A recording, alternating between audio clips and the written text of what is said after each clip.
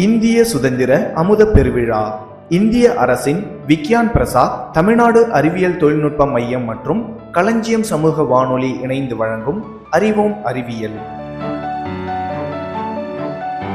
இது ஒரு அறிவியல் சார்ந்த தொடர்.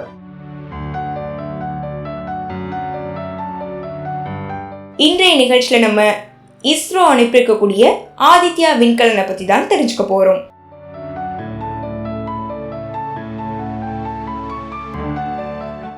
என்னக்கா பண்ணிட்டு இருக்க? என்ன இன்னைக்கு நியூஸ் தானா? ஆமாம் கமலா, வீட்டில எல்லாம் வேலை முடிஞ்சிச்சு. அப்புறம் வேற என்ன எனக்கு வேலை? நியூஸ் படிக்கிறது தான். என்னக்கா சந்திராயன் போனதா இல்லையா? என்ன ஒரு தகவலும் சொல்லலை. ஏன்டி எந்த உலகத்தில் இடி இருக்கு நீனு? அன்னைக்கு தான் சந்திராயன் சக்ஸஸ்ஃபுல்லாக போய் லேண்ட் ஆயிடுச்சுன்னு ஸ்டேட்டஸ்லலாம் வச்சுருந்தேன், எல்லாரும் வச்சுருந்தாங்க. நீ பார்த்தியா இல்லையா? ஆமாக்கா, ஏதோ வச்சிருந்தாங்க, ஆனால் எனக்கு என்னன்னே தெரியலையே. ஏண்டி உனக்கு அவ்வளோ நேரம் காலிலேருந்து விளக்கம் கொடுத்துருந்தேன். இல்லைக்கா, ஏதோ போட்டுக்கிட்டு இருந்தாங்க, நான் சரியாக கவனிக்கல. அன்னைக்கு வேற என் மாமனார் இறந்துட்டாரு, உனக்கு தெரியும்ல. சரி சரி விடு கமலா, சந்திராயன்லாம் போய் சக்ஸஸ்ஃபுல்லாக லேண்ட் ஆயிடுச்சு. இப்போ அந்த விண்கலம் முடிச்சு அடுத்த விண்கலத்தை பற்றியே எல்லாரும் பேச ஆரம்பிச்சிட்டாங்க. அது என்னக்கா விண்கலம் எனக்கு தெரியாம? ஆமாம் போ, நீ தான் சந்திராயன் லேண்ட் ஆனதே பார்க்கலன்ற. சரி சரி, அதை விடுக்கா, அதே சொல்லிட்டு இருக்காதே. ஏதோ படம் செல்ஃபி எடுக்கணும்னா சொல்லிட்டு இருந்தேன், எடுத்து அனுப்புனிச்சா இல்லையா? அது சூப்பராக எடுத்து அனுப்புனது கமலா. என்கிட்ட அந்த ஃபோட்டோலாம் கூட இருக்குது, நான் உனக்கு அனுப்புகிறேன். நம்ம கூகுள்லேயே தேடி பார்த்தாலே கிடைக்குது. அப்படியாக்கா? ஆமாம் கமலா. சரி இப்போ வா, இந்த கதையை கேளு. இப்போ புதுசாக அனுப்பியிருக்காங்களா, அது என்ன நீ தெரிஞ்சுக்க வேணாமா? சரி, அது என்னன்னு சொல்லு. சரி நீ கண்டுபிடி பார்ப்போம். நம்ம நிலாவுக்கு அனுப்பிட்டோம், செவ்வாய்க்கு அனுப்பிட்டோம், வேற எதுக்கு அனுப்பிப்போம்னு நீ நினைக்கிற? செவ்வாய், நிலா, ஏதாவது கோள்களுக்கு தான் அனுப்பியிருப்பாங்க. ஏன்னா சூரியனுக்கு அனுப்பியிருக்க போகிறாங்க, அது சுட்டு பொசிக்கிடாது. நல்லா சொன்னப்போ, சூரியனுக்கு தான் நம்ம அனுப்பியிருக்கோம். என்னக்கா சொல்கிற? சூரியனுக்கா? ஆமாம் கமலா, நம்ம சூரியனுக்கு தான் அனுப்பியிருக்கோம். அடேங்கப்பா, அவ்வளோ பெரிய ஆளாக வளர்ந்துட்டோமா நம்ம? அடேங்கப்பா, அவ்வளோ பெரிய ஆளாக வளர்ந்துட்டோமா நம்ம? ஆமாம் கமலா, நம்ம சூரியனுக்கே விண்கலம் அனுப்பியிருக்கோன்னா பார்த்துக்கேன். பரவாயில்லக்கா, அடுத்தடுத்து விண்வெளித்துறையில் இந்தியா சாதிச்சுக்கிட்டு தான் வருது. ஆமாம் இல்லையா பின்ன? சரி, சூரியனுக்கு அனுப்பியிருக்கோன்னு சொன்னலக்கா, அதை பற்றி சொல்லுங்க. சொல்கிறேன் கமலா. இப்போ நம்ம சூரியனுக்கு அனுப்பியிருக்கோம்ல, அந்த விண்கலத்தோட பேர் ஆதித்யா L1. அக்கா, ஆதித்யானா சூரியன் தானக்கா? ஆமாம் கமலா. அது என்னக்கா L1? பரவாயில்லையே, பாயிண்ட்டை பிடிச்சிட்டியே.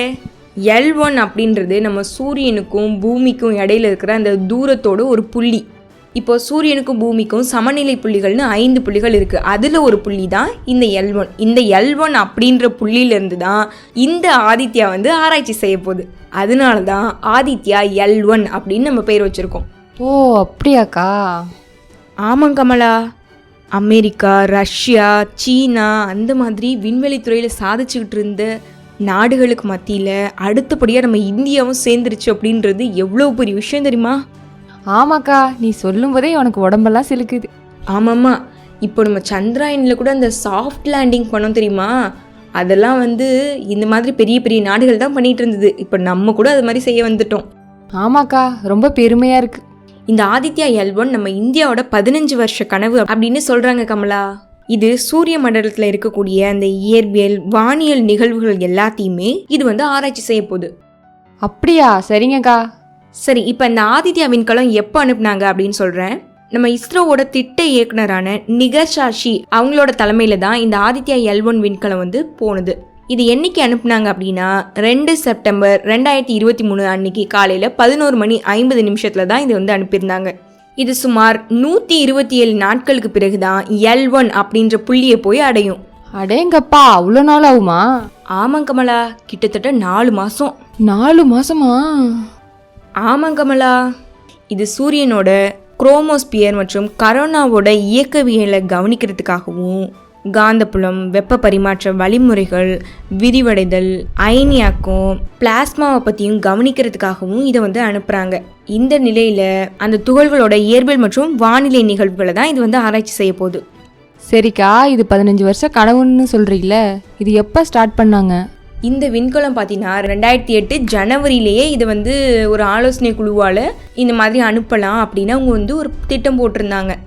இது ஸ்டார்டிங்கில் பார்த்தோன்னா ஒரு 400 கிலோவில் ஒரு செயற்கைக்கோள் மாதிரி குறைந்த ஒரு புவி சுற்றுப்பாதையிலேருந்து சூரிய கரோனாவை வந்து ஆராய்ச்சி செய்யலாம் அப்படின்னு தான் திட்டம் போட்டிருந்தாங்க. அப்புறம் 2016-17 நிதியாண்டில் இதுக்கு ஒரு 3 கோடி ஒதுக்கி இதுக்குன்னு தனி பட்ஜெட் போட்டு இதற்கான பணியை வந்து விரிவுபடுத்தினாங்க. அதுக்கு அடுத்தபடியாக தான் இதோட அந்த லாங் ரேஞ்ச் பாயிண்ட் வந்து L1 வைக்கணும் அப்படின்னு சொல்லிட்டு ஒரு விரிவான சூரிய மற்றும் விண்வெளி சூழல் கண்காணிப்பு நிலையமாக வந்து மாறினது. இது அங்கே இருந்து ஆராய்ச்சி செய்கிற மாதிரி அடுத்தபடியாக திட்டத்தை வந்து போட்டாங்க. அதோட விளைவாக தான் இந்த ஆதித்யா L1 அப்படின்னு மறுபெயர் வந்து மாற்றப்பட்டது. ஜூலை 2019 நிலவரப்படி இந்த பணிக்கு ஏவுகணை செலவுகளை தவிர்த்து 378 கோடி இதுக்குன்னு வந்து ஒதுக்கியிருந்தாங்க. சரி, இதில் என்னெல்லாம் இருக்குது, என்னெல்லாம் ஆராய்ச்சி பண்ண போகுதுன்னு கொஞ்சம் விரிவாக சொல்லுக்கா. இந்த ஆதித்யா L1 உள்ள கருவிகள் வந்து சூரிய மண்டலத்தை முக்கியமாக குரோமோஸ்பியர் மற்றும் கரோனாவை கண்காணிக்கிறதுக்கு தான் டியூன் செய்யப்பட்டிருக்கு. இதில் அந்த L1 அப்படின்ற பகுதியிலேருந்து ஆராய்ச்சி செய்யும் போது நம்மளோட உள்ளூர் சூழலை எல்லாத்தையுமே இது வந்து கண்காணிக்கும். இதில் பார்த்தோன்னா மொத்தமாக 7 பேலேடுகள் வந்து இருக்குது. அதில் 4 பேலேடுகள் வந்து சூரியனோட தொலைநிலையை வந்து உணர்தலுக்காகவும் மீதம் இருக்கிற 3 வந்து இந்த ஆதித்யா L1 சுற்றியும் வந்து கவனிக்க போகுது. அந்த 7 பேலேடு என்னென்ன அப்படின்னு சொல்கிறாங்கன்னா, காணக்கூடிய எமிஷன் லைனு, சூரிய புற ஊதா எமிஷன் தொலைநோக்கி, லேசர் குறைந்த ஆற்றல் எக்ஸ்ரே, உயர் ஆற்றல் L1 ஆர்பிட்டிங் எக்ஸ்ரே, இதெல்லாம் வந்து ரிமோட் செட்டிங் பேலேடுன்னு சொல்கிறாங்க. இன் செட்டிங் பேலேடு அப்படின்னு எதெல்லாம் சொல்கிறாங்கன்னா, ஆதித்யா சூரிய காற்று துகள் பரிசோதனை, ஆதித்யாவிற்கான பிளாஸ்மா அனலைசர் தொகுப்பு, முக்கோண உயர் தெளிவுத்திறன் டிஜிட்டல் காந்தமானி, இந்த 3 வந்து இன்சிட் பேலேடு அப்படின்னு சொல்கிறாங்க. சரிக்கா, இதோட திட்ட இயக்குனர் யாரு? நீ ஏதோ ஒரு பேர் சொன்ன, அது என்ன பேர்? நிகர்ஷாஷி அப்படின்றவங்க தான் இதோட திட்ட இயக்குனர். சங்கர சுப்பிரமணியன் அப்படின்றவங்க தான் பணியோட முதன்மை விஞ்ஞானி. சரிக்கா, இதை நல்லா ஞாபகம் வச்சுக்கிறேன். ஆமாம்மா, இந்த மாதிரி விஷயங்களெல்லாம் நம்ம நல்லா ஞாபகம் வச்சுக்கணும். ஏன்னா போட்டித் தேர்வில் கூட கேட்பாங்க. இந்த மாதிரியான நிகழ்காலத்தில் நடக்கக்கூடிய அந்த தகவல்கள் எல்லாத்தையுமே நம்ம கரெக்டாக தெரிஞ்சு வச்சுக்கணும். நீ சொல்கிறது சரிதான், நான் இன்றைக்கே போய் எழுதி வச்சுக்கிறேன். சரி கமலா, வேற எதுவும் இதில் உனக்கு சந்தேகம் இருக்கா கமலா? எனக்கு எதுவும் சந்தேகம் இல்லைக்கா. நம்ம இந்தியா விண்வெளித்துறையில் சாதிச்சா அது போதும். ஆமாம் கமலா, நீ சரியாக தான் சொல்கிற. பெரிய பெரிய நாடுகளுக்கு மத்தியில் நம்ம இந்தியாவும் ஒரு பேர் வாங்குது அப்படின்றது எவ்வளோ பெரிய ஒரு சந்தோஷமான விஷயம். நம்ம இந்தியாவை இனிமேல் அடிச்சுக்க ஆளே இல்லைப்போ. சரிக்கா. சரி, எனக்கு கொஞ்சம் வேலை இருக்குது. சரி, என்ன பண்ணுறேன்னு பார்த்துட்டு போகலான்னு தான் வந்தேன். சரி, நீ வேலையை பாருக்கா. சாப்பிட்டுட்டு போயேன் கமலா. வீட்டில் சாப்பிட்டு தான் வந்தேன். நீ என்ன பண்ணுறேன்னு பார்த்துட்டு போகலான்னு வந்தேன். சரி, இன்னொரு நாள் வர்றேண்ணா. சரி கமலா, அடிக்கடி வா இந்த பக்கம். ஆளே பார்க்க முடியறதில்ல ஒன்று. வர்றேன்க்கா. எங்க நம்ம இந்தியா அடுத்த விண்கலம் அனுப்புனா தான் வருவியா? அப்படிலாம் இல்லைக்கா, உங்ககிட்ட வந்தால் தான் உலக நியூஸ் தெரிஞ்சுக்கலாம். அதனால தான் உங்ககிட்ட வர்றேன். சரி சரி, பார்த்து போயிட்டு வா கமலா. சரிக்கா, நீயும் பார்த்து இரு.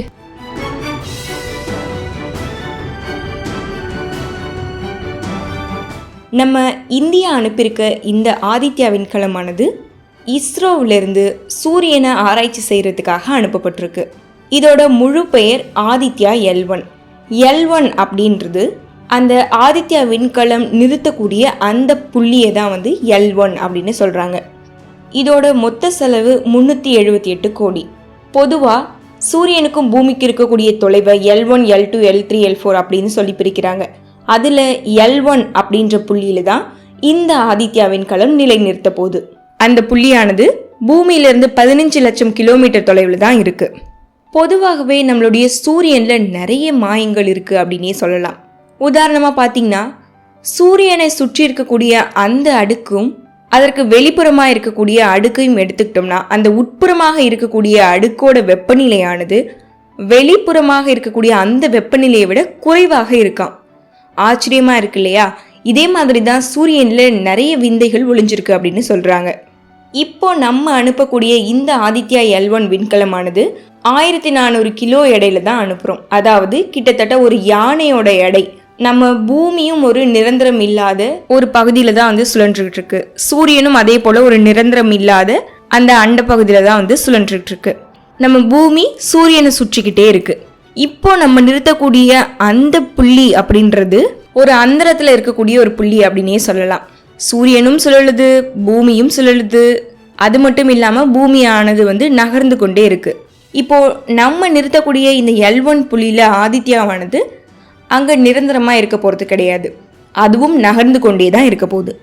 இதுல மொத்தமா 7 பேலேடுகள் இருக்கிறதா சொல்றாங்க. இந்த பேலேடுகளோட எடை மட்டுமே 300 டன் இருக்கிறதாகவும் ஒரு தகவல் வெளிவந்திருக்கு. இந்த ஆதித்யா விண்கலம் ஆரம்பத்துல ஒரு சிறிய கனவா தான் துவங்கினது.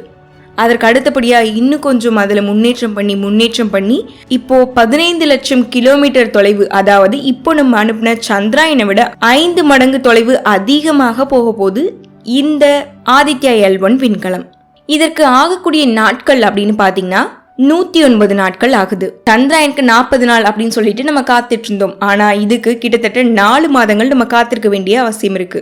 அது மட்டும் இல்லாம அங்கேயே இருந்து இந்த ஆதித்யா L1 விண்கலமானது 5.2 ஆண்டுகளுக்கு அங்கேயே இருந்து தகவல்களை அனுப்பும் அப்படின்னு இஸ்ரோ கருத்து தெரிவிச்சிருக்காங்க. இது ஒரு கரோனாகிராஃபி ஸ்பேஸ் கிராஃப்ட் அப்படின்னு சொல்றாங்க. அதாவது கதிர்களை பற்றி ஆராய்ச்சி செய்யறதுக்காக அனுப்பியிருக்காங்க. இது முழுமையா சூரியனோட மையத்தை ஆராய்ச்சி செய்ய போறது கிடையாது. சூரியன்ல இருந்து வெளிவரக்கூடிய அந்த கதிர்களை ஆராய்ச்சி செய்யறதுக்காக தான் இதை அனுப்பியிருக்காங்க. சூரியன்ல இருந்து வெளிவரக்கூடிய அனைத்து கதிர்களும் இந்த ஆதித்யா L1 விண்கலத்து மேல பட்டு தான் நம்ம பூமிக்கு வரப்போகுது. அப்போ அந்த கதிர்வீச்சுகளை அங்கேயே அது தர ஆய்வு பண்ணிடும். சூரியனுக்கு இதுக்கு முன்னாடி அமெரிக்கா, ஐரோப்பா போன்ற நாடுகள் விண்கலன்களை அமைச்சிருக்கு. அதற்கு அடுத்தபடியா இப்போ நம்ம இந்தியா ஆதித்யா L1 அப்படின்ற பேர்ல ஒரு விண்கலனை அனுப்பியிருக்கு. நாசா அனுப்பின அந்த விண்கலம் பாஸ்கர். இதுதான் உலகத்திலேயே ரொம்பவே வேகமாக செல்லக்கூடிய விண்கலமா இருந்தது. அவ்வளவு வேகமா போனாலும் கூட அந்த சூரியன் கிட்ட அதால போக முடியல. அங்கிருந்து அதோட சுழற்சியானது மாற்றப்பட்டது. இது எப்படி நிகழ்ந்திருக்கும் அப்படின்னு எல்லாருக்குமே ஒரே கேள்வி. இதே போல சூரியன்ல நிறைய மர்மங்கள் ஒளிஞ்சிருக்கு அப்படின்னு சொல்றாங்க. அதை எல்லாத்தையும் ஆராய்ச்சி செய்யறதுக்காக தான் இப்போ நம்ம இந்தியாவானது ஆதித்யா L1 அப்படின்ற விண்கலனை அனுப்பியிருக்கு. இது குறிப்பா எதற்காக அனுப்பியிருக்காங்க அப்படின்னு பார்த்தோம்னா, சூரியன்ல இருந்து வெளிப்படக்கூடிய அந்த வெப்ப ஆற்றலானது எப்படி உருவாகுது அப்படின்னு ஆராய்ச்சி செய்யறதுக்காகவும், அந்த சோலாரோட அட்மாஸ்பியரை ஆராய்ச்சி செய்யறதுக்காகவும், அங்க உள்ள காந்த புலன்களை ஆராய்ச்சி செய்யறதுக்காகவும், சூரியனுடைய தாக்கம் குறித்தும் ஆராய்ச்சி செய்யறதுக்காகவும் தான் இந்த ஆதித்யா விண்கலம் அனுப்பப்பட்டிருக்கு. இந்த ஆதித்யா விண்கலமானது 2023 செப்டம்பர் 2 காலை 11:50 அனுப்பப்பட்டது. மொத்தமாக 109 நாட்கள். காத்திருந்து பார்ப்போம் ஆதித்யா L1 விண்கலத்தின் செயல்பாடுகளை.